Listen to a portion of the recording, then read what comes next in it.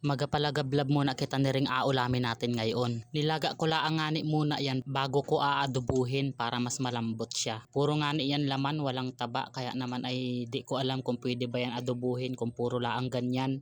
Itingni naman at nasiklab pa ay asunugin pa ang ungos ko. Ano kaya ere, may bang asa pa? Ay amis lahan wari ere. Tingni naman nagaitim-itim na, parang anong alat wari nire. Pero palagay ko hindi naman dahil laang yan sa nasunog na bawang at sibuyas. At iri namang dalawa na iri ay mag-aaway pa. Dalawa na laang ngani sila mag-aaway pa. Para mga usbaw. At din ay ahintayin ko na laang yan na maubos ang sabaw. Patuyuin na laang natin yan sa sabaw yung nagalapot-lapot na siya. At mamaya-maya laang ngani ay medyo natuyo na siya. Kaya naman ay aahunin ko na iri. Alagay ko na sa malaking baunan para hindi siya madumihan. At mamaya-maya pawari kami makain. Medyo maaga pa naman. Mamaya nang masalimsim yung nag-aagaw na ang dilim at liwanag. Tara na't makain na kita.